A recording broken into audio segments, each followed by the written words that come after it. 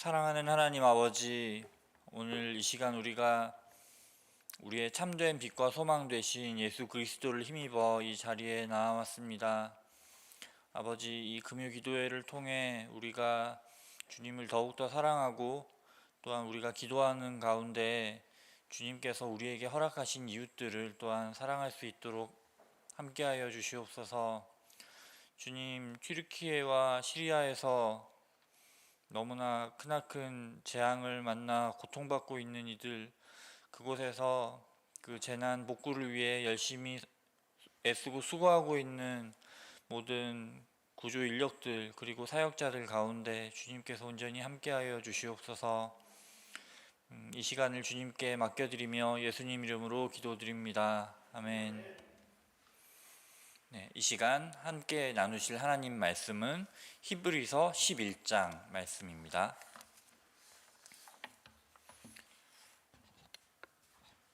신약 히브리서 11장 23절부터 27절까지의 말씀입니다.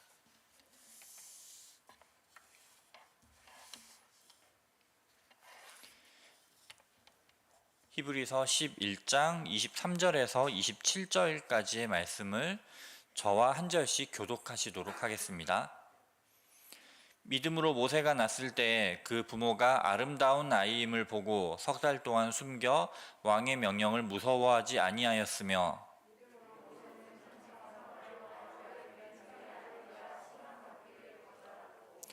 도리어 하나님의 백성과 함께 고난받기를 잠시 죄악의 낙을 누리는 것보다 더 좋아하고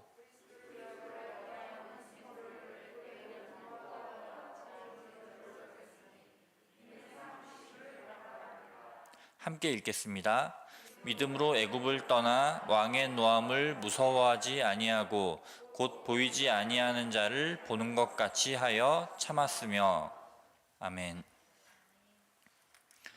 오늘 우리가 읽은 이 히브리서 11장 말씀은 구약을 쭉 훑으면서 믿음의 조상들에 대해서 이야기하고 있는 말씀입니다. 이 히브리서 저자가 어떤 사도였는지는 우리에게 알려져 있지 않지만 이 히브리서를 기록한 사도가 이제 교회를 목회할 때에는 정말 극심한 박해로 인해서 그 믿음을 더 이상 이제 지키지 못하고 배교하는 사람들이 참 많이 있었습니다. 그래서 그런 상황 속에서 이 사도는 구약시대 때 믿음의 조상들이 어떻게 자신들의 믿음을 지켜왔는지, 어떻게 믿음으로 살아왔는지를 쭉 이야기하면서 이제 초대교회 성도들에게 우리가 참 어려운 현실이지만 그 가운데에서도 우리가 믿음을 잘 지키면서 마지막까지 이 박해를 잘 견뎌나가자라고 그렇게 권면하고 있습니다. 그리고 이 본문의 한 가운데에 우리에게 너무나 친숙한 모세가 나옵니다. 이 본문은 크게 이제 세 구절로 나눌 수가 있습니다. 먼저 23절에서는 모세가 태어났을 때 바로의 명령을 어기고 아들이 태어나면 모두 다 죽이라고 했죠. 그 바로의 명령을 어기고 이 아이를 석 달 동안 숨겼던 부모의 믿음이 나오고 있습니다. 그리고 24절, 25절, 26절에서는 모세의 믿음이 본격적으로 나옵니다. 이 모세가 바로의 공주의 아들, 굉장히 예전에 나왔던 이집트 왕자라는 그 영화에서는 마치 지금 그 바로가 죽게 되면은 모세가 그 다음 후계자 바로가 되는 것처럼 그렇게 묘사하기도 했었죠. 꼭 그 다음 바로가 되진 않는다 하더라도 당시 왕의 권력이 정말 막강했던 때에 그 왕족의 지위, 특권 이런 것들을 이제 기꺼이 포기했던 그 믿음이 어떠했다라는 걸 아마 상상을 해보실 수 있을 겁니다. 그래서 이런 모세의 믿음이 나오고 있고, 그리고 27절에서는 애굽을 떠난 모세의 믿음이 나오고 있습니다. 아마 이제 특히 모태신앙이신 분들은 이제 주일학교 때부터 이 이야기들을 굉장히 많이 들어오셨을 겁니다. 그런데 우리가 주일학교 때부터 들어왔을 그 모세 이야기, 그 출애굽기에 나오는 모세 이야기를 떠올려 보면 이 히브리서 내용과 조금 다른 것이 나타납니다. 많은 것들이 생략되고 정제돼서 이 히브리서 말씀에 기록이 되고 있는 것을 볼 수가 있습니다. 일단 27절에서 이제 모세가 애굽을 떠났다라는 말은 출애굽기 2장을 보시면 이제 히브리 사람들이 그때 애굽에서 참 많은 노역을 하고 있었죠. 벽돌을 피라미드나 여러 건축물들 쌓는데 이제 필요한 벽돌을 굽는데 이제 벽돌 굽는 것도, 그러니까 벽돌을 이전에는 이제 벽돌 구울 수 있는 재료들을 다 이렇게 마련을 해줬는데 이제 나중에 이제 모세가 출애굽을 시켜 주십시오라고 이제 바로한테 하니까 나중에는 벽돌을 구울 지푸라기도 너네가 다 구해와라고 하면서 굉장히 이제 중노동 중에서도 중노동에 처해 있었던 그 히브리 동포들, 근데 그 히브리 동포들이 애굽 사람에 의해서 학대를 당했죠. 그 학대받는 이제 동포의 모습을 참아보지 못하고 모세가 그 애굽 사람을 쳐서 죽인 후에 미디안으로 도망간 것, 이것이 바로 27절에 나오는 이제 이 모세가 애굽을 떠났다라는 말입니다. 그리고 나서 40년간 이제 모세 행적이 기록되지 않습니다. 그리고 나서 출애굽기 3, 4장은 40년 뒤의 이야기를 말하고 있는데 이제 야훼 하나님께서 나타나셔서 모세를 부르십니다. 그런데 믿음의 사람 모세라고 우리가 이제 알고 있는 것과는 달리 좀 모습이 뭔가 많이 다릅니다. 우리가 이제 믿음의 사람이라고 이제 아는 것과. 일단 이 모세는요, 출애굽기 3, 4장에서 바로 앞에 서는 것을 굉장히 두려워하죠. 그리고 하나님의 부르심을 계속 거부하는 것을 볼 수가 있습니다. 이제 출애굽기 3, 4장은 두 가지가 계속 반복이 됩니다. 하나는 하나님께서 계속 확신의 말씀을 주세요. 그리고 모세가 이제 계속 두려워하니까 신비한 능력들을 주십니다. 지팡이를 던지니까 뱀이 된다거나, 이제 손을 이제 이 품 안에 이제 했다가 다시 꺼내니까 문둥병, 한센시 병이 생긴다거나 이런 능력을 주시고, 그러면 그럴 때마다 모세는 계속 두려워 떨고 거부하는 그런 모습이 이 3, 4장에서 계속 반복이 되고 있습니다.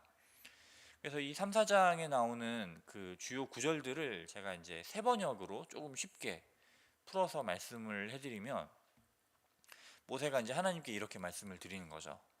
제가 무엇이라고 감히 바로에게 가서 이집트 자손을 이집트에서 이끌어내겠습니까?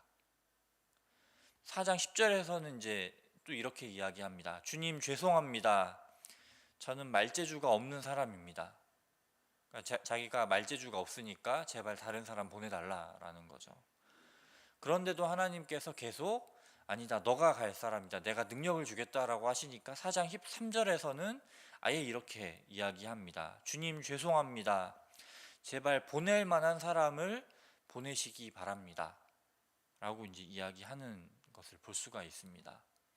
그러니까 이 히브리서를 기록한 사도가 이런 구약의 말씀을 몰랐을 리가 없습니다. 특히 율법서는 당시 이제 유대인들이 거의 모든 구절을 암송하다시피 하고 다녔었잖아요. 그런데도 이 출애굽기의 말씀을 모두 다 알고 있음에도 불구하고 이 히브리서 저자는 그럼에도 불구하고 모세는 믿음의 사람이었다라고 분명하게 선포를 합니다. 이제 우리가 지금 모세의 모습을 봤지만 이 히브리서 11장에 나오는 이 믿음의 사람이라고 나오는 모든 사람들이 똑같은 모습을 보이고 있습니다. 믿음으로 결단하는 순간들도 있지만 그에 못지않게 좌절하고 절망하고 두려워 떠는 모습들, 이런 것들을 극명하게 보여줍니다. 대표적인 사람들이 아마 믿음의 조상이라고 하는 아브라함 그리고 야곱, 이런 사람들이 아닐까 생각이 듭니다. 하지만 히브리서 저자는 분명하게 이야기합니다. 이 모든 사람들, 뭐 아브라함, 이삭, 야곱을 포함해서 모세, 그리고 그 모든 이 히브리서 11장에 언급한 사람들은 모두 다 믿음의 사람이었다 라고 분명하게 이야기를 합니다. 그러니까 언뜻 보면은 상식적으로 좀 이해가 되지 않을 수도 있습니다. 믿음의 사람이라고 하기에는 이 사람들 너무 많이 부족한데요 라고 말할 수 있는데, 여기서 우리가 잠깐 떠올려 봤으면 하는 것은, 그러면은 하나님께서는 어떻게 보실까? 하나님께서 모세를 어떻게 보시고 아브라함과 야곱을 또 어떻게 보시고, 또 더 나아가서 초대교회 성도들의 그 믿음을 어떻게 보셨을까? 라고 좀 떠올려 봤으면 좋겠습니다. 우리가 다 잘 알다시피 우리가 죄로 인해서 죽을 수밖에 없는 사람들이었잖아요. 그런데 우리가 뭔가 잘나서 그런 게 아니라 우리가 죄로 인해서 죽을 수밖에 없는 그 상황이었음에도 불구하고 하나님께서 먼저 예수 그리스도를 보내셨죠. 그리고 그 예수 그리스도의 십자가를 통해서 우리의 죄를 모두 다 사하셨죠. 우리가 어떤 상황과 처지였음을 전혀 이제 상관하지 않으시고 그렇게 하셨습니다.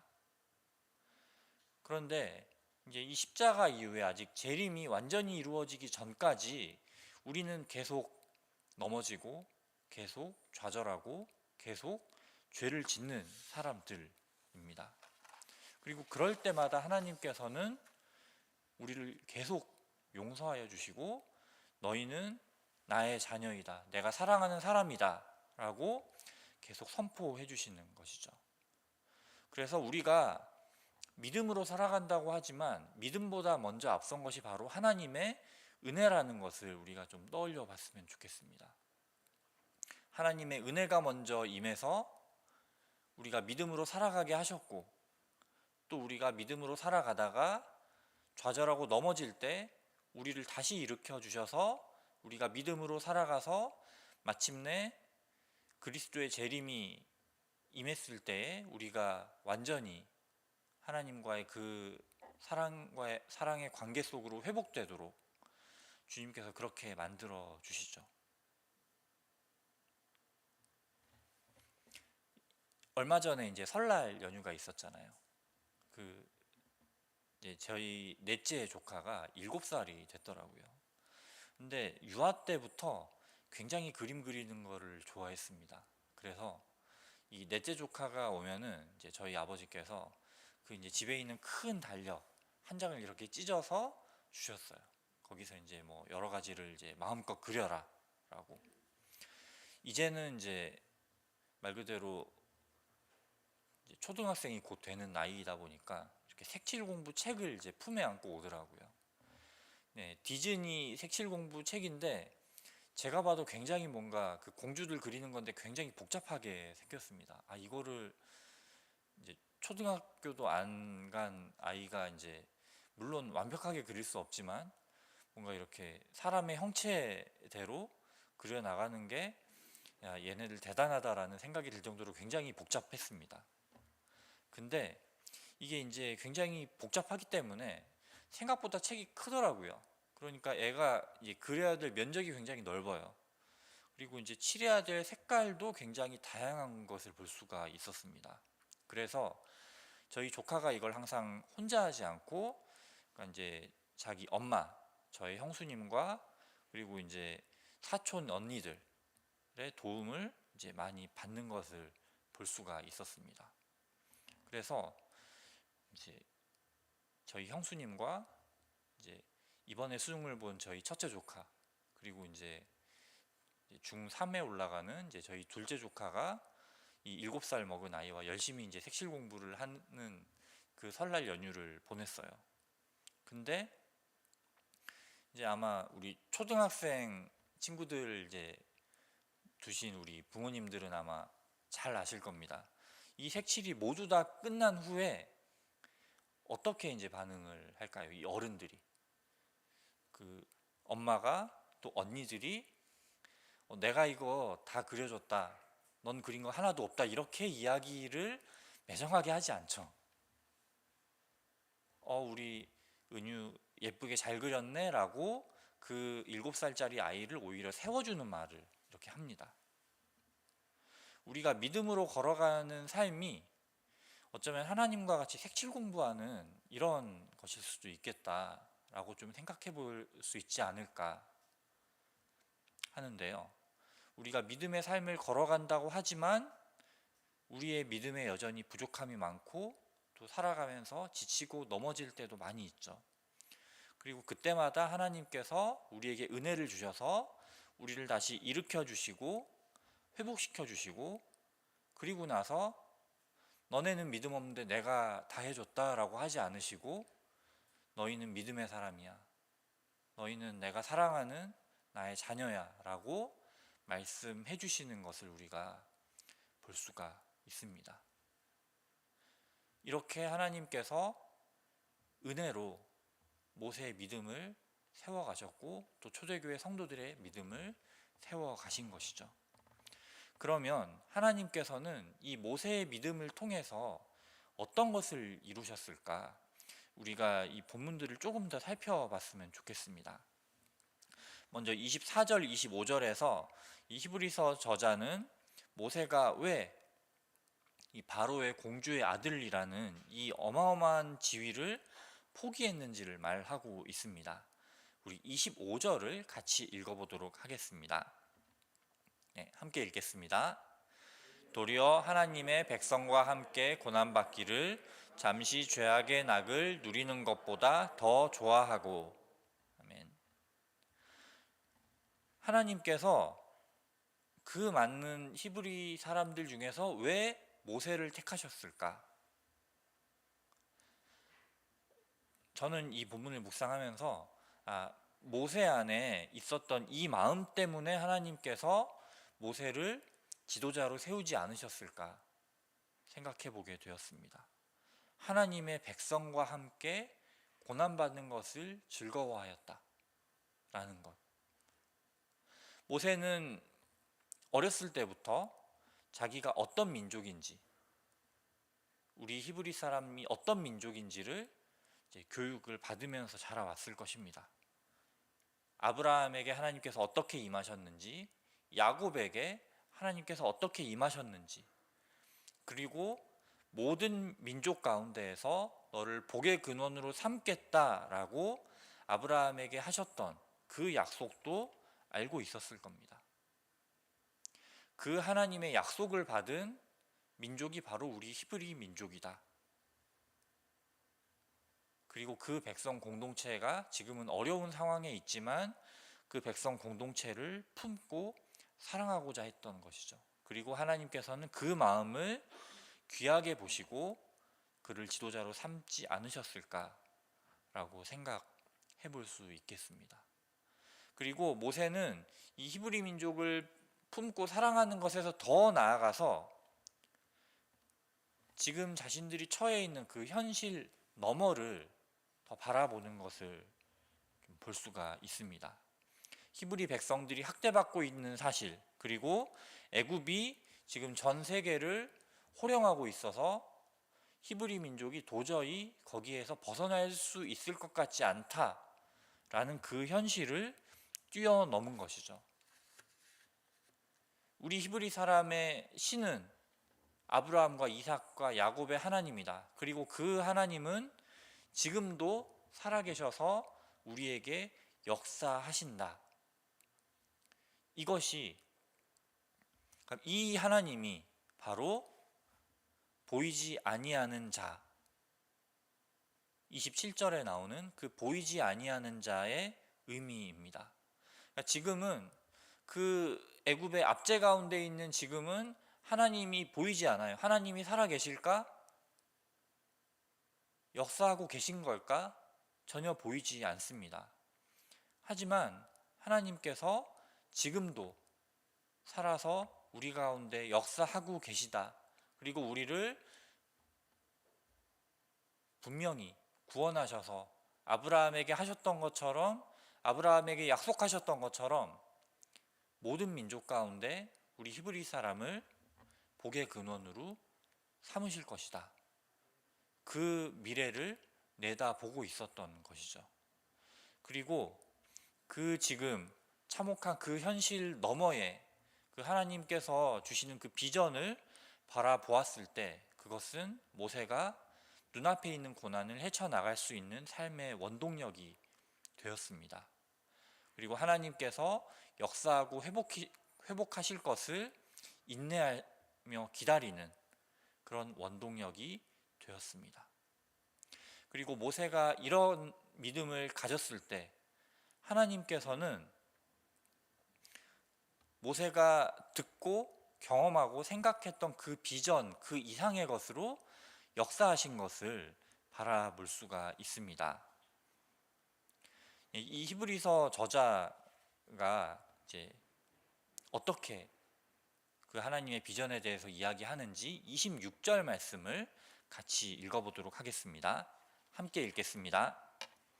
그리스도를 위하여 받는 수모를 애굽의 모든 보화보다 더 큰 재물로 여겼으니 이는 상 주심을 바라봄이라. 아멘. 모세가 그리스도를 위해서 받는 수모라고 히브리서 저자는 모세가 출애굽기에서 당했던 그 모든 고난을 이렇게 정의 내리고 있습니다.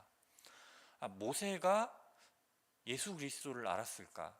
그러니까 하나님께서 구원자를 보내실 것이다 라는 것은 모세가 분명히 알았을 겁니다. 그런데 우리가 지금 예수 그리스도에 대해서, 그러니까 우리가 신약을 통해서 알고 있는 것만큼, 예를 들어서 내가 죽은 후에 2000년, 3000년 후에 예수라는 이름으로 하나님이 독생자를 보내셔서 십자가라는 형벌을 통해서 죽게 하신 후에 부활시키실 것이야 라고 그렇게 알고 있었을까?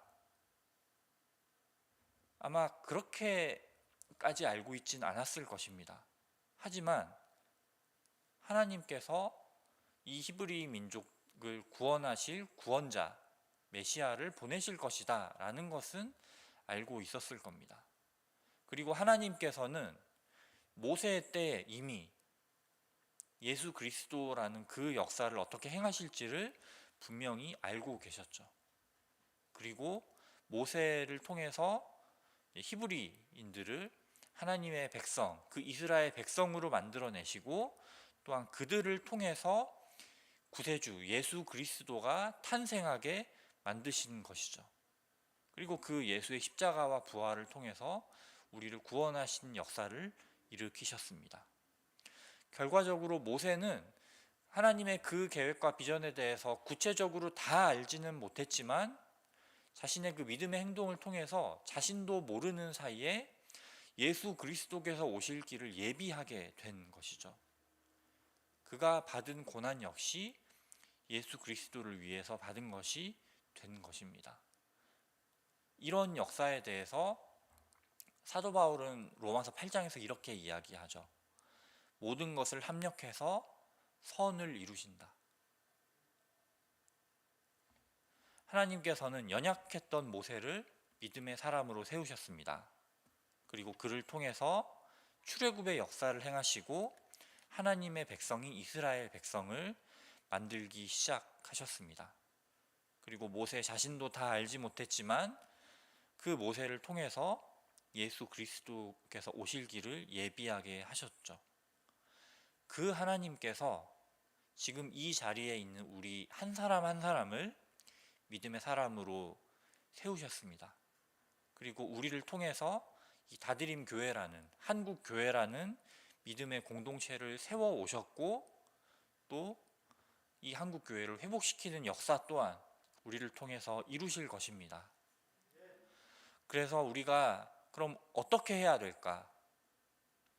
우리가 생각하는 것보다, 그리고 우리가 마주하고 있는 이 현실보다 더 큰 하나님을 우리가 바라보았으면 좋겠습니다. 그리고 그 눈에 보이지 않는 그 하나님의 비전을 바라볼 때 그 비전은 지금 우리가 처해 있는 그 모든 고난, 어려움을 뛰어넘어서 우리가 다시 믿음의 삶으로 나아가게 만드는 그런 원동력이 될 것입니다. 함께 기도하겠습니다. 하나님 아버지, 모세를 참 연약했던 모세를 믿음의 사람으로 세우시고 그를 통해서 공동체를 세우셨던 것처럼 아버지, 지금 이 자리에 있는 우리를 통해 믿음의 역사를 똑같이 이루어 주실 것을 우리가 믿습니다. 아버지, 그 주님을 신뢰하며 우리가 믿음으로 주님 앞에 나아가게 하여 주시옵소서. 감사드리며 예수님 이름으로 기도드립니다. 아멘. 우리 함께 찬양하도록 하겠습니다. 시선, 내게로부터 눈을 들어 함께 찬양하겠습니다.